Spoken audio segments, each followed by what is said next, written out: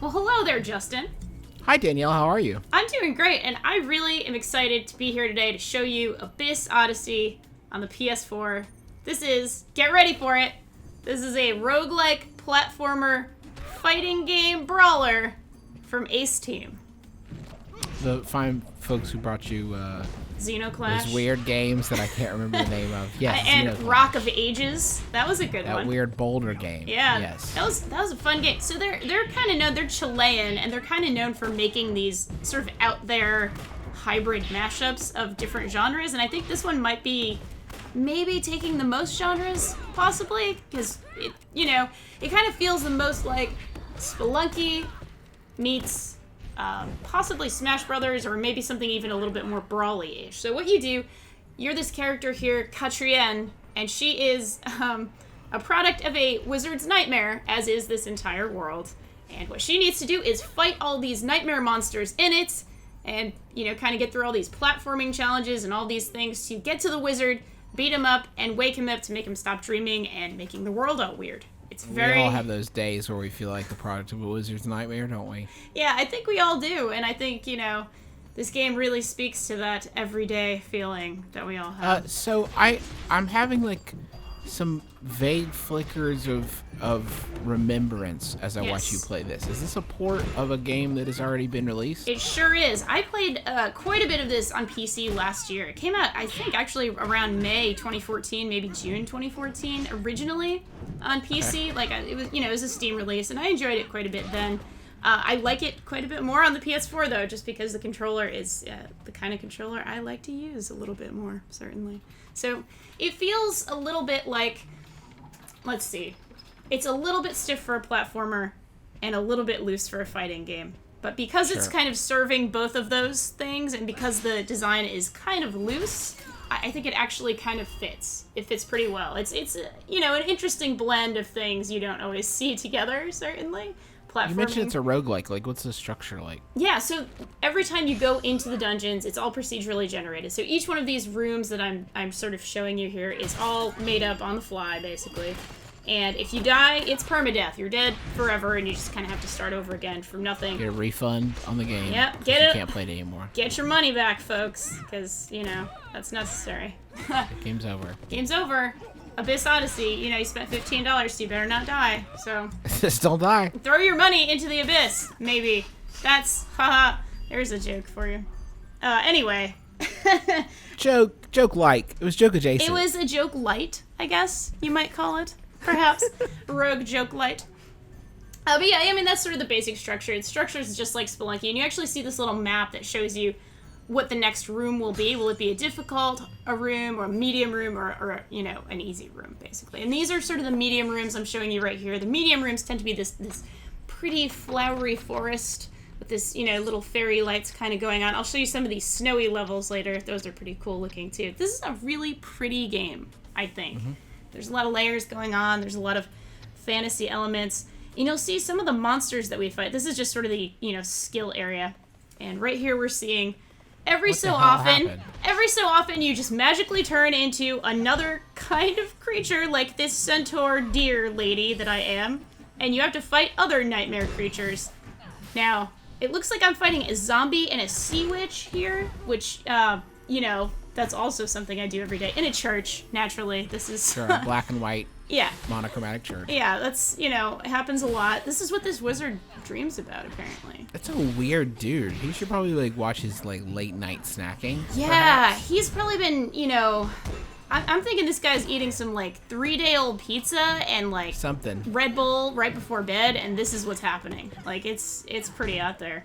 But if you can beat these sections without dying as whatever creature they give you, and I think it's pretty random, actually. I've had to fight as many of these things that you're seeing here. You get to keep that form and change into that form whenever you like, which is actually pretty helpful, pretty fun. There's a lot of variety in sort of the different fighters in this game. As you can tell, this particular... Again, I think she's a centaur deer. She's kind of a brawler. She's got longer reach.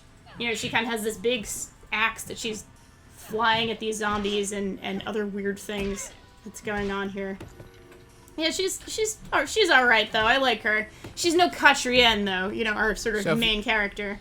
If you die, you don't get to keep it, right? Yeah, that's right. But you don't. Well, then you could just do a kind of sour grapes thing, like, well, it wasn't that good anyway, apparently, or I wouldn't have died. Yeah, exactly. So I don't care if I lost it. Exactly. It's like, well, I don't like fighting as a brawler. I want to be nimble and quick.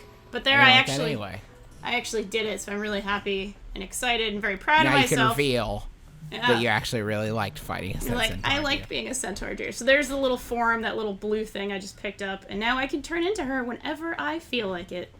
That's cool. Yeah, it's pretty rad actually. It's a neat little sort of addition to the other, 100 mechanics going on. Now, is that something that carries over, like if you die, or is that just for this run? If you die, you die. That's just for this run. Oh man! And here I'm using the centaur deer lady on a boss right here. This demonic lady and Her pet Groot. Pink tree monster? Yes, exactly. She's got a pet Groot with the pink hair, and he went down pretty fast. But here it's time to really bring it. Always exciting in this game. There's a lot of mini-bosses that you don't know are coming up, and there are a lot of sections of this game where they force you to fight. They sort of block off the area. You see how it's black on one side here? It means you have to fight. You can't just run away. But that boss went down pretty easy, and it's off to the next room of the abyss for my little centaur. I saw you swap out a weapon there. Is it just like you can have one weapon at a time, or what's the story? That's right. One weapon at a time, and you can swap things out, and there's, of course, like elemental damage. This guy's my favorite guy in the whole game. I just have to tell you, Skeleton Guitar Man. He is great. He, if you give him a little bit of money, he gives you a little bit of XP and bad life advice, which is pretty nice. But yeah, there's a fairly robust system for weapons. You can buy weapons. There are vendors that kind of hang out. Very Spelunky-like, and you can actually fight the vendors as well if you feel like it. And, that's definitely lifted directly from that game, it feels like. But it works, and there are different characters that you can play the entire game as, other than just the forms. You'll see another one in a second when I become the Ghost Monk, but I believe that is a weapon for the Ghost Monks. So you'll kind of see other things in these areas. And here we are as Ghost Monk. No more Catrienne. Ghost Monk here is bisected in half. You'll see that every time he moves, he's kind of like not really there. It's pretty cool. He talks with, a deep, ghostly voice. And he's more of a bruiser than Catrienne. He's slower and stronger. So we're going to make quick work here of blue guy, massive zombie deer, I think, and also sea witch. So yeah, pretty good variety in sort of the gameplay. And also, I have to say, the creature design in this game is amazing. They always have really cool aesthetic choices in all their games. Yeah, they definitely do. And I think there's a lot of creatures that are sort of from... Oh, here's a special move here. Of course, we've got special moves, and you can power those up. True brawler style. They have to balance that out with their nightmarishly bad game titling. That's what it is. Abyss Odyssey. Abyss Odyssey. Like, I forget it as I say it. What does that mean? You're having an Odyssey and an Abyss, I guess, but... What else could you have? They should call it Wizard's Dream Adventure. Yeah, I would like that. No one would forget that. I would like that way better. I think this guy is a weird golem dude. That's the wizard, right? Is that the wizard? He's not the wizard because we're not quite at the wizard yet. I wouldn't spoil the wizard in a quick video like this. That's true. That's a good point. Don't worry. It's Michael Jackson. Whoa, as Captain EO. Yes, exactly. He's Captain EO. He's got a little elephant dude sidekick. I love that guy. God, he's the best sound effects. Yeah, it's good stuff. So, this is Abyss Odyssey. It's on the PS4. Is it worth, like, is there enough new in this version, like, if you've already played it, or is it pretty much like a straight up port as far as you can tell? I mean, it feels very similar. I think there's some new features, and I know there's always been sort of a meta feature about how many times every player in the world beats the wizard. Something happens to the wizard's mask. There's some cool, interesting sort of metagame things going on. I don't think you necessarily need to rebuy it if you already have this game. And plus, this is the kind of game you know, since every time you play it, it's a new thing with the whole procedurally generated... New adventures every time. ...level deal. Yeah, exactly. It's the gift that keeps on giving, just like Captain EO. Okay. Or jokes about Captain EO. Or jokes, roguelike jokes. So, last feature I want to point out here. Every time you die, as your main character, you get the chance to kind of be a soldier dude here. Sort of a last chance Hail Mary pass, because the soldiers are awful. They're really stiff, they control poorly. Kind of the only thing good about them is their guns, so I'm definitely spamming that here. But it is, you know, it does help. Like, here I'm in a mini-boss, you know. This guy has great abs, and, you know, I got really jealous of those abs, and so I felt like I had to beat him up.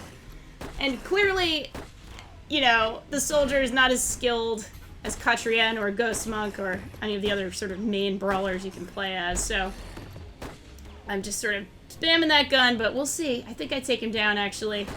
That would be an inspiring close. See? Almost there. If I can just shoot his feet, there we go. I shot him in the knees that one last time, and I got a trophy, and everyone should be very proud. And now you're this guy? Yeah. Yeah, now it's this dude. Justin, thank you so much for joining me. This has been Abyss Odyssey on PS4. Fun, interesting game. Ace Team always makes interesting things.